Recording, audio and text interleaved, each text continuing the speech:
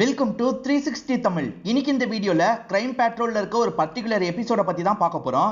இந்த எபிசோடு ஹிந்தில மட்டும் தான் இருக்கு, தமிழ்ல இல்ல. இந்த எபிசோட்ல நிறைய கேரக்டர்ஸ் வருவாங்க. நான் சொல்லும் போதே நேம நல்லா நோட் பண்ணி வச்சுக்கோங்க, அப்பதான் பார்க்கிறதுக்கு உங்களுக்கு இன்ட்ரெஸ்டிங்கா இருக்கும். எக்ஸ்பிளனேஷனுக்குள்ள போறதுக்கு முன்னாடி வீடியோக்கு ஒரு லைக் போடுங்க. அது மூலியமா இந்த வீடியோ இன்னும் நிறைய பேர்கிட்ட கொண்டு போய் சேர்க்கப்படும். மேற்கொண்டு டைம் வேஸ்ட் பண்ணாம நம்ம நேரடியா எக்ஸ்பிளனேஷனுக்குள்ள போயிடலாம். தீபாவளிக்கு கொஞ்சம் முன்னாடியே பட்டாசெல்லாம் வெடிக்க ஆரம்பிப்பாங்கல்ல, அந்த மாதிரி நாள்ல நடக்கிற விஷயத்தை தான் நமக்கு காட்டாங்க. ஒரு கேங்க சேர்ந்தவங்க ஒரு ஸ்கூல் பொண்ணை தூக்கியிருக்காங்க போல. யார் இந்த கேங்கு, யார் இந்த பொண்ணு அப்படின்றதெல்லாம் தெரியல. இப்ப ஸ்டார்டிங்ல இருந்து நடந்த விஷயத்த காட்டுறாங்க. ஸ்னேகான்னு ஒருத்தங்க பர்ச்சேஸ் எல்லாம் முடிச்சுட்டு அவங்களோட வீட்டுக்கு போயிட்டு இருக்காங்க.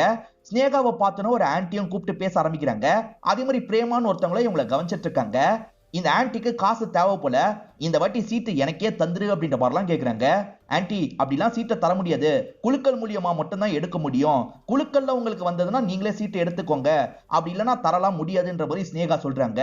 சரி பாப்போன்ற மாதிரி ஸ்னேகாவும் வீட்டை நோக்கி நடக்க ஆரம்பிச்சிடுறாங்க.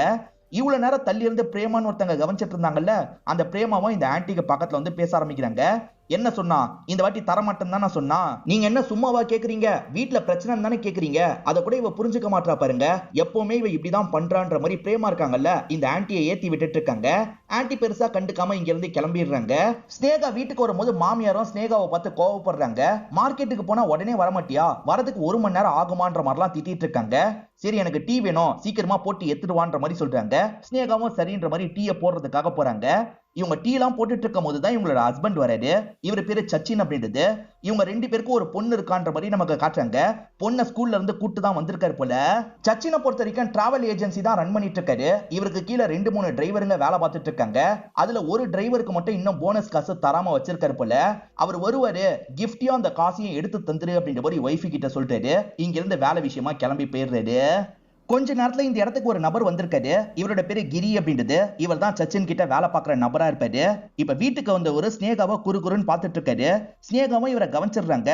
வாங்க வாங்க, உங்களுக்கு காசு தர சொல்லி சொன்னாரு, இருங்க எடுத்துட்டு வரேன்ற மாதிரி வேகமா வீட்டுக்குள்ள போறாங்க. அப்படி வீட்டுக்குள்ள போகும்போது இவர் தப்பாலாம் பார்த்துட்டு இருக்காரு. இப்ப கொஞ்ச நேரத்துல கிஃப்டும் 2000 ரூபாய் காசும் எடுத்துட்டு வந்து தராங்க. இவரும் எண்ணி பாக்குறாரு, என்ன 2000 ரூபாய் தான் இருக்கு, 2000 ரூபாய் தான் தர சொன்னாரா அப்படின்ற மாதிரி கேக்குறாரு. ஆமா 2000 ரூபாய் தான் தர சொன்னாரு அப்படின்ற மாதிரி இவங்க சொல்றாங்க. இவருக்கு பத்தல போல, கொஞ்சம் சோகமா இருந்துட்டு இருக்காரு. இன்னும் கொஞ்ச நாள்ல தீபாவளி வரப்போது போல. ஸ்னேகா நிறைய துணிமணி எல்லாம் ஆர்டர் பண்ணிருக்காங்க போல. இப்ப கடையில இருக்க பையன் இருக்கான்ல, துணியை தரதுக்காக இந்த இடத்துக்கு வந்திருக்கான். இவங்களுமே காசெல்லாம் அந்த பையன் கிட்ட தராங்க. நிறைய காசு எடுத்து தராங்க. இதெல்லாம் இந்த கிரி கவனிச்சிட்டு இருக்காரு. இவ்வளவு காசு வச்சிருக்காங்க, ஆனா நமக்கு மட்டும் கம்மியா தராங்கன்ற மாதிரிலாம் முறைச்சு பார்த்துட்டு இருக்காரு. இன்னும் கொஞ்ச நாள்ல தீபாவளி வரப்போது போல. ஸ்னேகா அப்பாவோட வீட்டுக்கு போலான்னு நினைக்கிறாங்க. அதாவது இவரோட மாமனார் வீட்டுக்கு தான் இவர் போயிட்டு இருக்காரு. 3 பேருமே ஜாலியா பேசிக்கிட்டே தான் அந்த இடத்துக்கு டிராவல் பண்ணிட்டு இருக்காங்க. இப்ப ஸ்னேகாவோட அப்பாவை காட்டுறாங்க. இவர் பேரு பிரகாஷ் அப்படின்றது. பிரகாஷை பாக்குறதுக்காக முகேஷ்னு ஒருத்தர் வந்திருக்காரு. இந்த பிரகாஷை பொறுத்த வரைக்கும் வட்டிக்கு காசு தர வேலை தான் பண்ணிட்டு இருக்காரு. இந்த முகேஷ் வாங்கின காசை சரியா தந்திருக்க மாட்டாரு. அதனால பிரகாஷோட ஆளுங்க அடிச்சிருக்காங்க. அப்படி அடிச்சதுல ஒய்ஃபோட கரு கலைஞ்சிருச்சு. இப்ப ஹாஸ்பிட்டல்ல இருக்கா, கொஞ்சம் காசு தாங்கன்ற மாதிரிலாம் கேக்குறாரு. ஏண்டா ஏற்கனவே தந்த காசை தரலன்னு தான் அடிச்சிருக்காங்க, திரும்பி காசு கேக்குறியா, அதெல்லாம் தர முடியாதுன்ற மாதிரி பிரகாஷ் ரொம்ப ரூடா நடந்துக்கிறாரு. இப்பதான் மாப்பிளையும் பொண்ணும் இந்த இடத்துக்கு வராங்க. பேத்தி இருக்கல்ல, தாத்தான்ற மாதிரி ஓடி வந்து பிரகாஷை கட்டி பிடிச்சுக்கிறா. இப்பதான் சச்சினும் அங்க ஒரு நபர் விழுந்து கிடக்கிறத கவனிக்கிறாரு. யார் இவரு அப்படின்ற மாதிரிலாம் கேக்குறாரு. அதெல்லாம் ஒண்ணும் இல்ல, விட்டு தள்ளுங்கன்ற மாதிரி பிரகாஷ் சொல்றாரு. நீங்க உள்ள வாங்கன்ற மாதிரிலாம் கூப்பிடுறாரு. அதே சமயம் பிரகாஷோட ஒய்ஃப் இந்த இடத்துக்கு வந்துடுறாங்க. பொண்ணை பார்த்து பயங்கரமா இந்த இடத்துல சந்தோஷம் எல்லாம் பட்டுட்டு இருக்காங்க. ஸ்னேகாவை பொறுத்த வரைக்கும் பிரியான்னு ஒரு தங்கச்சி இருப்பா. அவ காலேஜ்ல இருந்து நாளைக்கு தான் வருவான்ற மாதிரிலாம் அம்மா சொல்லிட்டு இருக்காங்க. மறுநாள் காலையில ஸ்னேகா இருக்காங்கல்ல, தங்கச்சியை பின்னாடி வந்து பயம்புத்துறாங்க. தங்கச்சியுமே அக்காவை பார்த்து ரொம்ப சந்தோஷப்படுறா. 2 பேருமே ஜாலியா பேசிட்டு இருக்காங்க. ஆக்சுவலா ஸ்னேகாவை பொறுத்த வரைக்கும் ஒரு எக்ஸ் இருப்பாரு போல. இந்த ஊரை சேர்ந்தவரா இருந்தாலும் வெளியூர்ல தான் வேலை பார்ப்பாரு. இப்ப கொஞ்ச நாளைக்கு முன்னாடி இந்த இடத்துக்கு வந்திருக்காரு. நீ வருவன்னு தெரிஞ்சுதான் வந்திருக்காரு போல அப்படின்ற மாதிரிலாம் தங்கச்சி கிண்டல் பண்ணிட்டு இருக்காங்க. 2 பேருமே ஜாலியா விளையாடிட்டு இருக்காங்க. இப்ப அக்கா இருக்காங்கல்ல, உன்கிட்ட மட்டும் ஒரு விஷயத்த சொல்லணும், நான் இப்ப பிரெக்னண்டா இருக்கேன்ற மாதிரி சொல்றாங்க. என்னக்கா சொல்ற அப்படின்ற மாதிரி தங்கச்சி ரொம்ப ஆச்சரியப்படுறா. சந்தோஷமா கட்டி பிடிக்கிறா. இப்ப தீபாவளி நாள் வந்துருது. இவங்க எல்லாருமே சேர்ந்த மாதிரி பட்டாசுலாம் வெடிச்சிட்டு இருக்காங்க. ஆக்சுவலா தீபாவளி நாள் வந்தா பிரகாஷ் இருக்காரு பாத்தீங்களா, ஒய்ஃபை கூட்டிட்டு ஃப்ரெண்டு வீட்டுக்கு போயிடுவாரு போல. நைட்டு முழுக்க கார்ட்ஸ் விளையாடுவாங்க போல. அந்த மாதிரி கிளம்பலான்ற மாதிரிலாம் நினைக்கிறாரு. அதே சமயம் சச்சினை பொறுத்த வரைக்கும் இந்த ஊர்ல குருன்னு ஒரு ஃப்ரெண்ட் இருப்பாரு. அவர் வீட்டுக்கு வாணி இன்வைட் பண்ணிருப்பாரு. நானும் ஒய்ஃபும் போறோன்ற மாதிரிலாம் சொல்லிட்டாரு. ஆனா ஒய்ஃப் இருக்காங்கல்ல, எனக்கு டயர்டா இருக்குங்க, நீங்க பொண்ணை மட்டும் கூட்டிட்டு போங்க, நான் வீட்லயே இருக்கன்ற மாதிரிலாம் சொல்லிட்டாங்க. சரி தங்கச்சி இருக்கால இவங்க வீட்டுல இருக்கட்டும்னு பேரண்ட்ஸ் நினைக்கிறாங்க. ஆனா தங்கச்சி பிரியா இருக்கல்ல, நானும் என்னோட ஃப்ரெண்டு வீட்டுக்கு தான் போறேன், போற வழியில டிராப் பண்ணிருங்க மாமான்ற மாதிரி சொல்றா. பேரண்ட்ஸ் நீ துணையா இருன்ற மாதிரிலாம் சொல்றாங்க. இல்லம்மா நானே மேனேஜ் பண்ணிப்பேன்ற மாதிரி ஸ்னேகா சொல்றாங்க. இதனால தங்கச்சி இருக்கா பாத்தீங்களா, வேகமா சச்சினோட கார்ல ஏறிடுறா. இப்ப சச்சின் கிளம்பலாம்னு நினைக்கும் போது ஸ்னேகாவும் பக்கத்துல வந்துடுறாங்க. நீங்க போயிட்டு வாங்க, ஒரு முக்கியமான விஷயத்த பத்தி உங்ககிட்ட சொல்லணும் அப்படின்ற மாதிரிலாம் சொல்றாங்க. என்ன விஷயம்னு கேக்குறாரு. போயிட்டு வாங்க அப்புறமா சொல்றேன்ற மாதிரி சொல்றாங்க. குழந்தைய பத்தி தான் அக்கா சொல்ல போறாங்க போல அப்படின்ற மாதிரிலாம் பிரியா யோசிக்கிறா. இப்ப இவங்களுமே வண்டி எடுத்துட்டு கிளம்புறாங்க. இவங்க கிளம்பி போனதுக்கு அப்புறம் தான் இந்த வீட்டுல ஒருத்தன் ஒளிஞ்சிருக்கான்ற மாதிரி நமக்கு காட்டுறாங்க. பிரகாஷ் கிட்ட முகேஷ்னு ஒருத்தன் அடி வாங்கினால, அவன் தான் ஒளிஞ்சிருக்கானா என்னன்றது நமக்கு தெரிய மாட்டேங்குது. இப்ப ஸ்னேகா இருக்காங்கல்ல, வீட்டுக்குள்ள போறாங்க, குளிக்கலாம் நினைக்கிறாங்க. இவனுமே வீட்டுக்குள்ள போலான்ற மாதிரி போயிட்டு இருக்கான். சச்சினை பொறுத்த வரைக்கும் ஃப்ரெண்டு குருவை பாக்குறதுக்கு போறேன்னு சொல்லியிருப்பாரு. இப்ப குருவோட வீட்டுக்கு வந்துடுறாரு. குருக்கு ஒய்ஃப் இருக்காங்க, அவங்க பேரு தீப்தி அப்படின்றது. அவங்களுமே வெல்கம் பண்றாங்க. இப்ப சச்சின் சிரிச்சுக்கிட்டே தான் உள்ள நுழையிறாரு. உள்ள ஆசிஃப்னு ஒருத்தர் இருக்காரு. அவரை பார்த்தோன்னு மட்டும் டென்ஷன் ஆயிடுறாரு. இவங்க ரெண்டு பேருக்குள்ள ஒரு பிரச்சனை இருக்கு போல, என்ன பிரச்சனைன்னு நமக்கு தெரியல. இவன் எதுக்காகடா வந்தான் அப்படின்ற மாதிரிலாம் குரு கிட்ட கேக்குறாரு. மச்சான் அவன் வந்துட்டான்டா, நீ கொஞ்சம் அட்ஜஸ்ட் பண்ணிக்கோ அப்படின்ற மாதிரி சொல்லிட்டாரு. சரி அட்ஜஸ்ட் பண்ணிக்கிறேன்ற மாதிரி சச்சினுமே ஏத்துக்கிறாரு. இவங்க சேர்ந்து கேம்லாம் விளையாடலான்ற மாதிரி யோசிக்கிறாங்க. ஸ்னேகாவும் குளிச்செல்லாம் முடிச்சிடுறாங்க. அப்பதான் பொண்ணு கிட்ட இருந்து போன் கால் வருது. இந்த இடத்துல ஜாலியா இருக்கும்னு நினைச்சேன், ரொம்ப போர் அடிக்குதுமா, நான் பேசாம கிளம்பி வந்துருவான்ற மாதிரி பொண்ணு கேக்குறா. அப்பாவை கூப்பிட்டு பாரு, அப்பா வரலன்னா வீடு தெரியும்ல, நீயே கிளம்பி வந்துரு அப்படின்ற மாதிரிலாம் இவங்க சொல்றாங்க.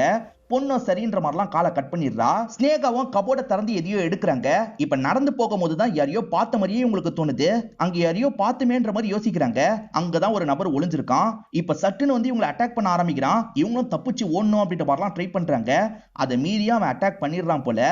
அப்படியே கட் பண்ணி மறுநாள் காலையில நடக்கிறத நமக்கு காட்டுறாங்க. பிரியா சொல்லிதான் போலீஸுங்களாம் இந்த இடத்துக்கு வந்திருக்காங்க. அந்த இடத்துல ஒரு லெட்டர் கிடைச்சிருக்கு. நீங்க பண்ணதுக்கு உங்களுக்கு தண்டனை கிடைக்கும்ன்ற மாதிரி தான் அந்த லெட்டர்ல எழுதி இருக்கு. அதே சமயம் வீட்டுல 3 கொலை நடந்திருக்கு. ஸ்னேகா மட்டும் தானே கொல்லப்பட்ட மாதிரி நமக்கு காமிச்சாங்க. ஆனா ஸ்னேகாவோட பேரண்ட்ஸும் இந்த இடத்துல கொல்லப்பட்டிருக்காங்க. ஸ்னேகாவை கத்தியால சாவடிச்சிருக்காங்க. பேரண்ட்ஸை கயிறை வச்சு நெரிச்சு சாவடிச்சிருக்காங்க. சாவடிச்சது யாரு என்னன்னு தெரியல. இப்ப இவருமே இந்த ஃபேமிலியை பத்தி எல்லாம் விசாரிக்கிறாரு. பிரகாஷ் வட்டி பிசினஸ் பண்றாருல, அதை பத்தி ஆளுங்க சொல்றாங்க. அதே மாதிரி நைட்டு நேரம் எல்லாருமே ஒவ்வொரு இடத்துக்கு கிளம்பி போனாங்கல்ல, அதை பத்தி எல்லாம் அசிஸ்டன்ட் சொல்லிட்டு இருக்காரு. பிரியா தான் காலையில வீட்டுக்கு வந்திருக்காங்க, இந்த விஷயத்த பார்த்து இன்ஃபார்ம் பண்ணிருக்காங்கன்னு சொல்றாரு. இப்ப இந்த இடத்துக்கு சச்சின் வந்துடுறாரு. சச்சினும் எல்லாருமே இறந்து போயிருக்கிறத பார்த்து பயங்கரமா ஃபீல் பண்றாரு. என் பொண்ணு எங்கன்னு கேக்குறாரு. எது பொண்ணு எங்கயா? பொண்ணு உங்க கூட தானே நைட்டு வந்தான்ற மாதிரி பிரியா கேக்குறாங்க. என் கூட தான் வந்தா, காலையில முழிச்சு பார்க்கும் போது பொண்ணு இல்ல, பொண்ணே திரும்பி வீட்டுக்கு வந்துட்டா போலன்னு நான் நினைச்சேன், நீங்க கால் பண்ணதுக்கு அப்புறம் தான் நான் கிளம்பி வந்தேன்ற மாதிரிலாம் இவர் சொல்றாரு. இப்பதான் பொண்ணு மிஸ்ஸிங்னு உங்களுக்கு தெரிய வருது. நைட்டு முழுக்க குருவோட வீட்டுல இருந்ததா இவர் சொல்றாருல, குருவோட வீட்டுல போய் பேசி பார்க்கணும்ன்ற மாதிரி இன்ஸ்பெக்டர் யோசிக்கிறாரு. இப்ப டீமோட அந்த இடத்துக்கு வந்துடுறாரு. நைட்டு என்னாச்சு அதை பத்தி எல்லாம் சொல்லுங்கன்னு கேக்குறாரு. பொண்ணு எங்கன்ற மாதிரிலாம் கேக்குறாரு. இவங்க வெளியே ட்ரிங்க்ஸ் எல்லாம் பண்ணிருப்பாங்க, அதனாலதான் இவரோட பையன் கூட அந்த பொண்ணை விட்டுருப்பாங்க. என் பையன் கூட தான் அந்த பொண்ணு விளையாடிட்டு இருந்தா, காலையில பார்க்கும்போது காணோன்ற மாதிரிலாம் இவர் சொல்லிட்டு இருக்காரு. அப்படியே கட் பண்ணி போலீஸுங்க இருக்காங்கல்ல, அந்த பொண்ணை தேடுறதுக்கான வேலையெல்லாம் பார்த்துட்டு இருக்காங்க. உங்க பையன் கிட்ட விசாரிக்கணும், கூட்டு வாங்கன்னு சொல்றாங்க. குருவும் பையனை கூப்பிடுறதுக்காக கிளம்பிடுறாரு. இப்ப இன்ஸ்பெக்டரும் அசிஸ்டன்ட்டும் இவங்களுக்குள்ள பேசிக்கிறாங்க. அசிஸ்டன்ட்டும் எப்படி நடந்திருக்க வாய்ப்பு இருக்குன்னு சொல்லிட்டாரு. அதாவது பக்கத்துல தான் வீடு இருக்கு, பொண்ணு நைட்டே கூட போலான்னு நினைச்சிருக்கலாம், கொலைகாரனா பார்த்திருக்கலாம், கொலைகாரன் அதனால கூட பொண்ணை எங்கேயாவது கூட்டு போய் சாவடிச்சிருக்க வாய்ப்பு இருக்குன்ற மாதிரி சொல்லிட்டாரு. ஸ்னேகாவோட அப்பாவும் அம்மாவும் கூட காலையில வர மாதிரி பிளானோட தான் போயிருக்காங்க. ஆனா நைட்டே பாதியில வந்திருக்காங்க, அதனால அவங்களும் கொல்லப்பட்டிருக்க வாய்ப்பு இருக்கு. அவனோட டார்கெட் ஸ்னேகாவும் மட்டும்தான் இருக்க வாய்ப்பு இருக்குன்ற மாதிரிலாம் இவர் சொல்லிட்டு இருக்காரு. அப்பதான் குருவோட ஒய்ஃப் இருக்காங்கல்ல, உங்ககிட்ட ஒரு முக்கியமான விஷயம் சொல்லணும்னு சொல்றாங்க. என்ன விஷயம் அப்படின்ற மாதிரிலாம் இன்ஸ்பெக்டரும் ஆர்வமா கேக்குறாரு. ஆக்சுவலா குரு இருக்காரு பாத்தீங்களா, ஆசிஃப் வந்ததை பத்தியே சொல்ல, ஒய்ஃப் தான் ஆசிஃப் வந்ததை பத்தியே சொல்றாங்க. ஆக்சுவலா ஆசிஃப்க்கும் சச்சினுக்கும் ஒரு வாக்குவாதம் ஏற்பட்டிருக்கும். ரெண்டு பேருமே மாத்தி மாத்தி சண்டைலாம் போட ஆரம்பிச்சிருப்பாங்க. குரு தான் தடுத்திருப்பாரு. நீ கிளம்புன்ற மாதிரி ஆசிஃபை இங்க இருந்து அனுப்பி வச்சிருப்பாரு. சோ ஆசிஃப் சீக்கிரமா கிளம்பி போயிட்டாருன்னு தெரிய வருது. இத பத்தி தான் ஒய்ஃப் இந்த இடத்துல சொல்லிட்டு இருக்காங்க. இப்ப குரு இருக்காரு பாத்தீங்களா, இவரோட பையனை இந்த இடத்துக்கு கூட்டு வந்துடுறாரு. இன்ஸ்பெக்டரும் இந்த பையனுக்கு ஏத்த மாதிரி பேசுறாரு. உன் கூட ஒரு அக்கா இருந்தாங்கல்ல, அந்த அக்கா எப்ப கிளம்புனாங்க அப்படின்ற மாதிரிலாம் கேக்குறாரு. அந்த அக்கா நைட்டே கிளம்பிட்டாங்க அப்படின்ற மாதிரி இந்த பையன் சொல்றான். சோ அசிஸ்டன்ட் சொன்ன மாதிரி தான் நடந்திருக்கும் போலன்னு இன்ஸ்பெக்டர் யோசிக்கிறாரு. இப்ப இன்ஸ்பெக்டர் சச்சின் கிட்ட பேசுறதுக்காக வந்துடுறாரு. உங்களுக்கும் ஆசிஃப்க்கும் என்ன பிரச்சனைன்னு கேக்குறாரு. சார் காலேஜ்ல ஆரம்பிச்ச பிரச்சனை அப்படின்ற மாதிரி இவருமே சொல்ல ஆரம்பிக்கிறாரு. சச்சினும் ஆசிஃபும் காலேஜ் டைம்ல ஃப்ரெண்ட்ஸா இருப்பாங்க. இவங்க ரெண்டு பேருக்குமே ஸ்னேகானா ரொம்ப பிடிக்கும். ஆனா ஸ்னேகாவை பொறுத்த வரைக்கும் ஆசிஃபை தான் பிடிக்கும். ஆசிஃப் கிட்ட பேசி பழகலாம் ஆரம்பிக்கிறாங்க. ஆசிஃபை நான் கல்யாணம் பண்ணிக்கணும் அப்படின்ற மாதிரி அப்பா கிட்ட சொல்லிட்டாங்க. வேற வேற மதம்ல, அதனால அப்பா கண்டிப்பா ஏத்துக்க மாட்டேன்னு சொல்லிட்டாரு. இதே சமயம் தான் சச்சின் குடும்பம் இருக்காங்கல்ல, ப்ரொபோசல கொண்டு வந்திருப்பாங்க. சச்சின் இவங்க கேஸ்ட சேர்ந்தவரா இருப்பாரு. அதனால சச்சினுக்கு தான் உன்னை கட்டி வைக்க போறேன்ற மாதிரிலாம் அப்பா சொல்லிட்டாரு. முதல்ல பெருசா இவங்களுக்கு விருப்பமே கிடையாது. அதுக்கப்புறம் அப்பாக்காக கல்யாணம் பண்ணிருப்பாங்க. அதுக்கப்புறம் எங்களுக்குள்ள ஒத்துமை வந்துருச்சு சார், நாங்க ரெண்டு பேருமே க்ளோஸாலாம் இருந்தோன்ற மாதிரி சச்சின் சொல்றாரு. நான் ஸ்னேகாவை கல்யாணம் பண்ணிட்டேன், என் மேல கோவத்திலே தான் அவன் இருந்துட்டு இருந்தான். ஸ்னேகா என் கூட ஹாப்பியா வாழலன்ற மாதிரிலாம் அவன் சொன்னான். அதனால தான் கோவத்துல அடிக்கிறதுக்காக போயிட்டேன், குரு தான் அனுப்பி வச்சிட்டான் அப்படின்ற மாதிரிலாம் சொல்லிட்டாரு. அப்படி போனவர் ஒருவேளை வீட்டுக்கு வந்து கொலை பண்ணிருக்க வாய்ப்பு இருக்கா அப்படின்ற மாதிரிலாம் இவங்க யோசிக்க ஆரம்பிக்கிறாங்க. ஸ்னேகா கூட சந்தோஷமா வாழ்ந்ததை பத்திலாம் சச்சினும் யோசிச்சுட்டு உட்காந்துருக்காரு. இவர் சோகமா உட்காந்துருக்கிறத பிரியா கவனிக்கிறாங்க. இப்ப பக்கத்துல வந்து மாமாக்கு ஆறுதல்லாம் சொல்லிட்டு இருக்காங்க. அவ உங்ககிட்ட ஒரு முக்கியமான விஷயத்த சொல்லணும்னு நினைச்சா, அவ பிரெக்னண்டா இருந்தா அப்படின்ற மாதிரி சொல்றாங்க. இதை கேட்டு சச்சின் பயங்கரமா ஷாக் ஆயிடுறாரு. இவர் ஷாக் ஆகிறதுக்கு காரணம் என்னன்றதை நான் சொல்லிடுறேன். ஆக்சுவலா ஒய்ஃப் பிரெக்னண்டா இருக்கிறதுக்கு இவர் காரணம் இல்ல போல, அதனால தான் இவ்வளவு ஷாக் ஆயிட்டு இருக்காரு. அப்போ ஒய்ஃப் சீட் பண்ணிருக்காளா அப்படின்ற மாதிரிலாம் இவர் யோசிக்கிறாரு. இப்ப அசிஸ்டன்ட் சில தகவல்லாம் திரட்டி இருக்காரு. அதை பத்தி இன்ஸ்பெக்டர் கிட்ட சொல்ல ஆரம்பிக்கிறாரு. பிரகாஷ் கிட்ட இருந்து ஒருத்தர் காசு வாங்கியிருக்காரு சார், சொன்ன டேட்டுக்குள்ள தரல, அதனால பிரகாஷோட ஆளுங்க கோவப்பட்டு வீட்டுல பிரச்சனை பண்ணிருக்காங்க அப்படின்ற மாதிரிலாம் சொல்ல ஆரம்பிக்கிறாரு. ஆக்சுவலா முகேஷ்னு ஒருத்தர் காசு வாங்கினார்ல, அவர் பொருள் எல்லாத்தையும் வெளியே வச்சிட்டு இருக்காங்க. ப்ளீஸ் ப்ளீஸ் காசை தந்துடுறோம் உள்ள வைங்கன்ற மாதிரிலாம் அவரோட ஒய்ஃபு கெஞ்சி கேட்டுட்டு இருக்காங்க. அவங்க நிறை மாத கர்ப்பிணியா வேற இருப்பாங்க. அதெல்லாம் கூட கண்டுக்காம இந்த ரவுடிங்க புடிச்சு தள்ளி விடுறாங்க. அதுல அவங்களோட கரு கலைஞ்சிருது. அதே மாதிரி ஹாஸ்பிட்டல்ல சேர்க்கப்படுறாங்க. இதனால முகேஷ்க்கு பிரகாஷ் மேல கோவம் இருக்கு. அதனால கூட ஸ்னேகாவை சாவடிச்சிருக்கலாம், அதே மாதிரி பிரகாஷையும் ஒய்ஃபையும் சாவடிச்சிருக்கலாம் அசிஸ்டன்ட் சொல்லிட்டாரு. அதே சமயம் அந்த முகேஷ் வீட்டுல மிஸ் ஆகுறாரு, வேற எங்கேயோ தான் போயிருக்காரு, அவரை கண்டுபிடிக்கணும் அப்படின்ற மாதிரிலாம் இவங்க யோசிக்கிறாங்க. இப்ப இன்ஸ்பெக்டருக்கு ஒரு தகவல் கிடைக்குது. இன்ஸ்பெக்டரும் வேகமா ஒரு ஸ்பாட்டுக்கு கிளம்புறாரு. அந்த இடத்துல தான் பொண்ணோட பாடி உங்களுக்கு கிடைச்சிருக்கு. அதாவது அந்த பொண்ணுமே கொலை செய்யப்பட்டிருக்கா. கில்லர் 3 கொலையை பண்ணிட்டு இருக்கும் போது இந்த பொண்ணு பார்த்திருக்க வாய்ப்பு இருக்குன்ற மாதிரி அசிஸ்டன்ட் சொன்னார்ல, அப்படி இருக்க வாய்ப்பு இருக்குன்னு இன்ஸ்பெக்டருமே யோசிக்கிறாரு. இப்ப பாடி எல்லாம் ஃபேமிலி கிட்ட ஒப்படைச்சிடுறாங்க. இப்ப இன்ஸ்பெக்டருக்கு போஸ்ட்மார்ட்டம் ரிப்போர்ட்டும் வந்துருது. அந்த பொண்ணு 1 மணி நேரம் கழிச்சு கொல்லப்பட்டிருக்கிறது உங்களுக்கு தெரிய வருது. நீங்க சொன்ன மாதிரி தான் நடந்திருக்கு. கொலைகாரனை இந்த பொண்ணு பார்த்திருக்கா, கொலைகாரன் கொஞ்சம் தள்ளி கூட்டு போய் சாவடிச்சிருக்கான், அதனால தான் இந்த 1 மணி நேரம் வித்தியாசம் வருது அப்படின்ற மாதிரிலாம் சொல்லிட்டு இருக்காரு. இப்ப லேடி அசிஸ்டன்ட் கண்டுபிடிச்சத பத்தி சொல்றாங்க. இந்த வீட்டை விட்டு கொஞ்சம் தள்ளி போனா ஒரு சிசிடிவி ஃபுட்டேஜ் இருக்கும். அந்த ஃபுட்டேஜை செக் பண்ணி பார்க்கும்போது தான் இது தெரிய வந்திருக்கும். பைக்ல ஒருத்தன் போயிட்டும் வந்துட்டும் இருப்பான். அந்த வீட்டை கண்காணிக்க தான் இப்படி பண்ணிருக்கான்றது உங்களுக்கு தெரியுது. ஆனா அவன் பைக்கோட நம்பர் தெரியல, அதனால அவனை கண்டுபிடிக்க முடியல. பிரகாஷும் அவரோட ஒய்ஃபும் சேர்ந்த மாதிரி ஃப்ரெண்டை பார்க்கறதுக்காக தானே போனாங்க.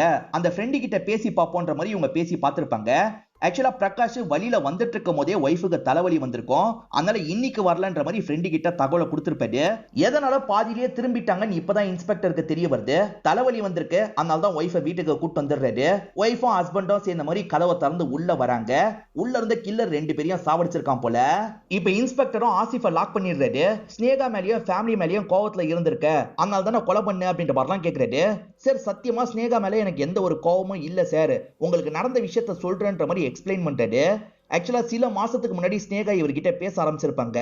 கல்யாணம் முடிஞ்சதுல இருந்து ஸ்னேகா இவர்கிட்ட பேசியிருக்கவே மாட்டாங்க. திடீர்னு கால் பண்ணிருப்பாங்க. இவருமே ரொம்ப ஆச்சரியப்படுறாரு. ஸ்னேகாவும் திரும்பி இவர்கிட்ட க்ளோஸ் எல்லாம் பேச ஆரம்பிக்கிறாங்க. இவருமே சந்தோஷப்படுறாரு. ஜாலியா ஸ்னேகா கிட்ட பேசுறாரு. 2 பேருமே திரும்பி மீட் பண்ணலாம் அப்படின்ற மாதிரிலாம் பேசிக்கிறாங்க. இவங்க 2 பேர் மீட்டும் பண்ணிருப்பாங்க. மீட் பண்ண இடத்துல ஒண்ணா இருந்திருக்காங்க போல, அதனால தான் ஸ்னேகா பிரெக்னன்ட் ஆயிருக்காங்கன்னு தெரிய வருது. ஸ்னேகா சொந்த ஊருக்கு வரத பத்தி சொல்லியிருப்பாங்க, நீயும் வந்துருன்ற மாதிரி சொல்லியிருப்பாங்க. அதனால தான் வேலையை விட்டுட்டு இவருமே சொந்த ஊருக்கு வந்திருப்பாரு. அப்படி வந்த நீ ஸ்னேகா மேல இருக்க முன்னாடி கோவத்தெல்லாம் காமிச்சிருக்க, அவளை சாவடிச்சிருக்க அப்படிதானன்ற மாதிரி இன்ஸ்பெக்டர் கேட்கிறாரு. அதாவது இவர் தான் சாவடிச்சிருக்காருன்ற மாதிரிலாம் இன்ஸ்பெக்டர் நினைக்கிறாரு. ஆனா இவர் இருக்கார்ல, சார் நான் எதுக்காக சார் சாவடிக்க போறேன், அவ ஏன் கூட வரதுக்கே முடிவு பண்ணிட்டான்னு சொல்லிட்டாரு. என்ன சொல்ற அப்படின்ற மாதிரி போலீஸுங்க ஷாக் ஆயிடுறாங்க. சச்சினுக்கு பிசினஸ்ல ஏகப்பட்ட லாஸ்லாம் ஏற்பட்டிருக்கும். மாமனார் கிட்ட இருந்து தான் நிறைய காசை வாங்கிட்டு இருக்காரு. ஸ்னேகாவை ஒரு மணி மிஷின் மாதிரி தான் யூஸ் பண்ணிட்டு இருக்காரு. ஸ்னேகாவோட மாமியாரும் பயங்கரமா டார்ச்சர்லாம் பண்ணிருக்காங்க போல. இதனால தான் திரும்பி ஆசிஃப் கிட்ட பேச ஆரம்பிச்சிருப்பாங்க. ஆசிஃப் கூடயே சேர்ந்துடலாம்லாம் யோசிச்சிருப்பாங்க. ஆக்சுவலா சச்சின் கிட்ட நைட் ஒரு விஷயத்தை பத்தி பேசணும்னு சொன்னாங்கல்ல, நம்ம பிரிஞ்சுக்கலான்றது சம்பந்தமா தான் பேசலாம்னு நினைச்சிருப்பாங்க. இப்ப சச்சின் இருக்காரு பாத்தீங்களா, மாமாவோட பிசினஸ் வேலையெல்லாம் பாத்துக்கிறாரு. யார் யார்கிட்ட எவ்வளவு காசு இருக்குன்ற மாதிரிலாம் விசாரிச்சிட்டு இருக்காரு. இந்த விஷயத்தெல்லாம் பிரியா கவனிக்கிறாங்க. என்ன மாமா, நீங்க அப்பாவோட வேலையை டேக் ஓவர் பண்ண போறீங்களான்ற மாதிரி கேக்குறாங்க. யாராவது டேக் ஓவர் பண்ணி தானே ஆகணும், அதனால தான் நான் பண்ணிக்கலாம்னு நினைக்கிறேன்ற மாதிரிலாம் இவர் சொல்றாரு. சரி மாமா, நான் ஃப்ரெண்டு வீட்டுக்கு போயிட்டு வரேன்ற மாதிரி இவங்களுமே இங்க இருந்து கிளம்புறாங்க.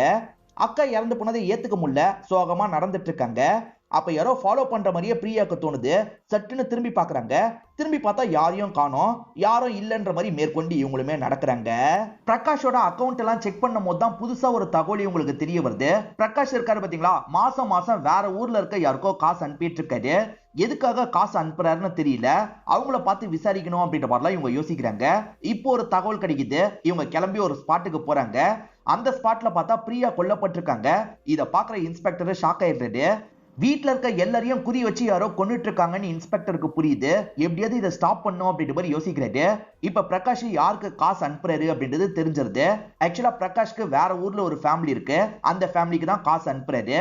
அந்த ஃபேமிலியை பத்தி விசாரிக்கிறதுக்காக லேடி அசிஸ்டன்ட் கிளம்பிடுறாங்க. அப்பா எப்படி அடிக்கடி வருவாரான்ற மாதிரிலாம் இந்த லேடி அசிஸ்டன்ட் கேக்குறாங்க. சர்வேஷ் இருக்காருல்ல, வருஷத்துக்கு ஒரு தடவையோ 2 தடவையோ வருவாரு. எங்களுக்கு மாசம் மாசம் காசை மட்டும் அனுப்புவாரு. அந்த காசு போதுமான அளவுக்குலாம் இல்ல, இருந்தாலுமே அதை வச்சு அட்ஜஸ்ட் பண்ணிட்டு இருக்கோம் அப்படின்ற மாதிரிலாம் சொல்றாரு. இப்ப உங்களோட அப்பாக்கு உங்களை விட்டா வாரிசுன்னு சொல்ல யாருமே இல்ல போலியே, நீங்க அந்த இடத்துக்கு வந்து சொத்தெல்லாம் கிளைம் பண்ணுவீங்களா அப்படின்ற மாதிரிலாம் லேடி அசிஸ்டன்ட் கேக்குறாங்க. இன்னும் அதை பத்தி எல்லாம் யோசிக்கலன்ற மாதிரி சொல்றாரு. லேடி அசிஸ்டன்ட் இங்க இருந்து கிளம்பிடுறாங்க. இப்ப சர்வேஷ் இருக்கார்ல, உன் இடத்த நீ சண்டை போட்டு வாங்கலாமா, ஆனா என் இடத்த என்னால விட்டு தர முடியாது, நான் எப்படியாவது சண்டை போட்டு வாங்குவேன்ற மாதிரி சொல்றாரு. இப்பதான் சர்வேஷ் ஒரு விஷயத்த சொல்றாரு. அவங்க தீபாவளி கொண்டாடினாங்க பாத்தீங்களா, அப்ப அந்த ஸ்பாட்டுக்கு சர்வேஷும் வந்திருப்பாரு. அவங்க எல்லாம் ஜாலியா தீபாவளி கொண்டாடினாங்க. என்னைக்காவது ஒரு நாள் நம்ம கிட்ட சிரிச்சு பேசியிருக்காரா, பேசவே இல்லைன்ற மாதிரிலாம் சொல்றாரு. இவர் தான் காலி பண்ணிட்டாரா என்னன்றது நமக்கு தெரியல. இப்ப அசிஸ்டன்ட் இருக்கார்ல, கொஞ்ச நாளைக்கு முன்னாடி நடந்த ஒரு சம்பவத்தை பத்தி சொல்றாரு. ஒரு கேங் இருக்கும், ஸ்கூல் பொண்ணுங்களை குறி வச்சு தூக்கிட்டு பேரண்ட்ஸை மிரட்டி காசெல்லாம் வாங்கியிருக்கோம். அந்த கேங் ஒரு யுக்தியை கையாண்டிருப்பாங்க. அந்த யுக்தியை பத்தி உங்களுக்கு பிடிச்சதுக்கு அப்புறம் தான் தெரிய வந்திருக்கும். பேரண்ட்ஸ்க்கு லெட்டர் அனுப்பி தான் காசு வேணும்ன்ற மாதிரிலாம் மிரட்டி இருப்பாங்க. அதே மாதிரி லெட்டர் தான் இவங்களுக்கும் கிடைச்சிருக்கும். ஒருவேளை இந்த கேங் சம்பந்தப்பட்டிருக்க வாய்ப்பு இருக்கான்னு அசிஸ்டன்ட் கேட்கிறாரு. இந்த மாதிரி லெட்டர் நிறைய பேர் யூஸ் பண்ணுவாங்க, ஹேண்ட் ரைட்டிங் தெரியக்கூடாதுன்றதுக்காக யூஸ் பண்ணுவாங்க. இதை வச்சுலாம் அந்த கேங் மேல நம்ம சந்தேகப்பட முடியாது. இருந்தாலும் அந்த கேங்ல மாட்டினவங்களை தாண்டி யாராவது இருக்காங்களான்னு விசாரிங்கன்னு சொல்லிட்டாரு. அசிஸ்டன்ட்டும் சரின்ற மாதிரிலாம் இந்த இடத்துல ஏத்துக்கிறாரு. ஸ்னேகா வீட்டுல 3 பேர் கொல்லப்பட்டிருக்காங்கல்ல, அதை பத்தி நியூஸ் பேப்பர்ல வருது. இந்த விஷயத்த பிரேமா பாக்குறாங்க. இங்கதான் பிரேமா ஒரு விஷயத்த யோசிச்சு பாக்குற மாதிரி நமக்கு காட்டுறாங்க. ஆக்சுவலா சீட்டுக்காக எல்லா லேடிஸுமே ஸ்னேகாவோட வீட்டுக்கு வந்திருக்காங்க. இப்ப குளிக்க போட்டு தான் சீட் எடுக்கிறாங்க. சீட்டு ஸ்னேகாக்கு தான் வந்திருக்கு. ஸ்னேகா பயங்கரமா சந்தோஷப்படுறாங்க. ஆனா ஸ்னேகாவை தாண்டி நிறைய பேருக்கு காசு தேவை இருக்கு போல. ஸ்னேகா இவ்வளவு சந்தோஷப்படுறதுக்கு ஒரு காரணம் இருக்கு. ஆக்சுவலா இவங்க ஆசிஃப் கூட ஓடி போலான்ற மாதிரி முடிவு பண்ணிருக்காங்கல்ல. என்கிட்ட இப்போ ஒரு 1.5 லட்சம் ரூபாய் இருக்கு, அதை எடுத்துட்டு வந்துடுறேன், நம்ம ஓடி போயிடலாம் அப்படின்ற மாதிரிலாம் சொல்லியிருப்பாங்க. இப்ப கொஞ்ச நேரத்துல பிரேமா கதவை தட்டுறாங்க. என்ன விஷயம்ன்ற மாதிரி ஸ்னேகா கேக்குறாங்க. என் பொண்ணுக்கு திடீர்னு கல்யாணம் பிளான் பண்ணிருக்கோம், காசு தேவை, ப்ளீஸ் காசை தான்ற மாதிரிலாம் கேக்குறாங்க. இல்ல அப்படிலாம் தர முடியாது, உன் பொண்ணுக்கு 17 வயசு தானே ஆகுது, அதுக்குள்ள என்ன கல்யாணம், கொஞ்சம் தள்ளி போடுங்க, எனக்கு காசு தேவைன்ற மாதிரிலாம் ஸ்னேகா சொல்றாங்க. இதனால பிரேமாவும் கோச்சுக்கிட்டு இங்க இருந்து கிளம்புறாங்க. பிரேமா பொண்ணுக்கு கல்யாணம்னு சொன்னாங்க பாத்தீங்களா, அது பொய்யா இருக்கும். ஆக்சுவலா பொண்ணு 17 வயசுலயே யாராலையோ பிரெக்னன்ட் ஆயிருக்காங்க. அந்த கருவை பிரைவேட் ஹாஸ்பிட்டல்ல கலைக்கணும்னு நினைச்சிருப்பாங்க. அதுக்குதான் அந்த காசு இவங்களுக்கு தேவைப்பட்டிருக்கும். இப்ப இவங்களால காசை பெரட்ட முடியல. அதனால லோக்கல்ல ஏதாவது ஹாஸ்பிட்டலுக்கு கூட்டு போங்க, சீக்கிரமா இந்த கருவை கலைங்கன்ற மாதிரி ஹஸ்பண்ட் கிட்ட சொல்லி அனுப்பி விட்டுருப்பாங்க. ஆனா பொண்ணுக்கு கருவை கலைக்கும் போது பொண்ணு இறந்து போயிருப்பா. இப்ப பொண்ணு உயிரோட இல்லைன்னு நமக்கு காட்டுறாங்க. இதனால இவங்களுமே ஸ்னேகாவை பழி வாங்கணும் அப்படின்ற மாதிரிலாம் யோசிச்சிருப்பாங்க. இப்ப இவங்களுக்கு போன் கால் வருது. ஏதோ ஒரு நபர் தான் இவங்க கிட்ட பேசிட்டு இருக்கான். அவனுமே வெளியே தான் வெயிட் பண்றேன் வாங்கன்ற மாதிரிலாம் சொல்றான். வரேன்ற மாதிரி இவங்களுமே வெளியே போய் அவனை மீட் பண்றாங்க. அவன் ஆளே பார்க்க கொஞ்சம் வித்தியாசமா இருக்கான். அதாவது காசு கொடுத்தா கொலை பண்றது தான் இவனோட வேலை போல. நீ எதுக்காக எல்லாரையும் கொலை பண்ண, நான் பொண்ணெல்லாம் கொல்ல வேணாம் தானே சொன்னேன் அப்படின்ற மாதிரி இவங்க சொல்றாங்க. என்ன பண்ண முடியும், வேற வழி தெரியல, அதனால தான் எல்லாரையும் காலி பண்ணிட்டேன் அப்படின்ற மாதிரிலாம் இவன் சொல்றான். எனக்கு இன்னும் காசு வேணும், காசை தாங்கன்ற மாதிரிலாம் கேட்கறான். இவங்க கையில காசு இல்ல, மோதிரம் தான் இருக்கு, இதை வச்சுக்கோன்ற மாதிரி மோதிரத்தெல்லாம் கலட்டி இந்த நபர்கிட்ட தந்துட்டு இருக்காங்க. சச்சினை பத்தி விசாரிக்கும் போது தான் சச்சினுக்கு எதிரிங்க இருக்கிறது போலீஸுங்களுக்கு தெரிய வருது. அது என்ன விஷயம்ன்றதை இப்பதான் டீட்டெயிலா இவங்களுக்குள்ள பேசிக்கிறாங்க. நமக்கும் நடந்த விஷயத்த காட்டுறாங்க. ஒரு அம்மா பொண்ணு பேசிக்கிட்டே வந்துட்டு இருக்காங்க. இந்த பொண்ணு மேல ஒருத்தனுக்கு கண்ணு இருக்கும். அவன் பெரிய பில்டர்ஸோட பையனா இருப்பான். அவன் இப்ப டாக்ஸில வந்துட்டு இருக்கும் போது இந்த பொண்ணை பாக்குறான். இப்ப சட்டுன்னு கண்ணை காமிச்சு இந்த பொண்ணை மிரட்டுறான். இந்த பொண்ணை கூட்டு போய் தப்பா நடக்கணும்னு நினைக்கிறான். ஆனா அம்மா தடுத்துட்டு இருக்காங்க. இவனுமே சட்டுன்னு அம்மாவை ஷூட் பண்ணிடுறான். அம்மா இந்த இடத்துல இறந்து போயிடுறாங்க. இத பாக்குற அவனுக்கே பயம் வந்துருது. இப்ப வண்டி எடுத்துட்டு இங்க இருந்து கிளம்பிடுறான். இல்ல சச்சினுக்கு என்ன பங்கு இருக்குன்ற மாதிரி உங்களுக்கு ஒரு கேள்வி வந்திருக்கும். அந்த பில்டர்ஸ் இருக்காரு பாத்தீங்களா, பையனை காப்பாத்தணும்ன்றதுக்காக இந்த மாதிரி ஒரு விஷயம் நடக்கவே இல்லைன்ற மாதிரி பொய் சொல்லியிருப்பாரு. அதே மாதிரி அந்த டிரைவரான கிரின்றவரும் பொய் சொல்லியிருப்பாரு. கிரி சச்சின் கிட்ட வேலை பார்க்கிறவர் தான். சச்சின் நினைச்சா உண்மையை சொல்லலாம். அதனால அந்த ஃபேமிலியை சேர்ந்தவங்க இருக்காங்கல்ல, சச்சின் கிட்ட பேசி நியாயத்தை வாங்கலாம்னு நினைச்சிருப்பாங்க. அந்த ஃபேமிலியில இருக்க அப்பா பொண்ணு தான் சச்சினை பார்க்கறதுக்காக வீட்டுக்கு வந்திருப்பாங்க. அப்பா பேரு ஜெகதீஷ், பொண்ணோட பேரு அபி அப்படின்றது. நீங்க நினைச்சீங்கன்னா குற்றவாளிகளுக்கு தண்டனை வாங்கி தர முடியும். அந்த பில்டர்ஸோட பையன் மட்டும் குற்றவாளி இல்ல, கிரியும் குற்றவாளி தான், நீங்க எதிரா சாட்சி சொல்லுங்கன்ற மாதிரிலாம் கேக்குறாங்க. ஆனா இவரோட பிசினஸ்க்கு பிரச்சனை வரும்னு யோசிக்கிறாரு. அதெல்லாம் என்னால சொல்ல முடியாதுன்னு சொல்லிட்டாரு. இதனால அந்த ரெண்டு பேருமே கோவப்பட்டு எல்லாம் பேசிட்டு இருக்காங்க. அப்ப ஸ்னேகா இந்த இடத்துக்கு வந்துடுறாங்க. என்ன என் ஹஸ்பண்ட் கிட்ட கோவமா பேசிட்டு இருக்கீங்க, முதல்ல இங்க இருந்து கிளம்புங்க அப்படின்ற மாதிரிலாம் விரட்டி விட்டுட்டு இருக்காங்க. ஜெகதீஷ்க்கும் பொண்ணுக்கும் இவர் மேல கோவம் இருந்திருக்கு, இந்த ஃபேமிலி மேலயே கோவம் இருந்திருக்கு அப்படின்ற மாதிரி தான் அசிஸ்டன்ட் சொல்றாரு. அவங்களையும் விசாரிக்கணும்னு இன்ஸ்பெக்டர் நினைக்கிறாரு. இன்ஸ்பெக்டரை பொறுத்த வரைக்கும் சர்வேஷ் மேல டவுட் இருக்கு. ஏன்னா இப்ப சொத்து எல்லாமே சர்வேஷ்க்கு தானே போகும். அதனால சர்வேஷ் இதை பிளான் பண்ணி கூட பண்ணிருக்க வாய்ப்பு இருக்கு. அவன் மேலயே ஒரு கண்ணை வைங்கன்னு சொல்றாரு. ஆளுங்க சரின்ற மாதிரி ஏத்துக்கிறாங்க. ஜெகதீஷோட ஒய்ஃப் இறந்து போய் 4 வருஷத்துக்கு மேல ஆயிருக்கும். இப்ப ஜெகதீஷை பார்க்கலான்ற மாதிரி இவங்களுமே வீட்டுக்கு வந்துடுறாங்க. ஜெகதீஷும் என்ன விஷயம்ன்ற மாதிரிலாம் கேக்குறாரு. ஸ்னேகாவோட ஃபேமிலில நிறைய பேர் கொல்லப்பட்டிருக்காங்க, சச்சின் ரொம்ப சோகத்துல இருக்காரு, இத பத்தி எல்லாம் தெரியுமான்னு கேக்குறாரு. நியூஸ் பேப்பர்ல பார்த்து தான் தெரிஞ்சுக்கிட்டேன் அப்படின்ற மாதிரி ஜெகதீஷ் சொல்றாரு. நீங்க ஏதாவது பண்ணீங்களா, பண்ணீங்கன்னா ஒழுங்கா ஒத்துக்கோங்கன்ற மாதிரிலாம் இன்ஸ்பெக்டர் கேக்குறாரு.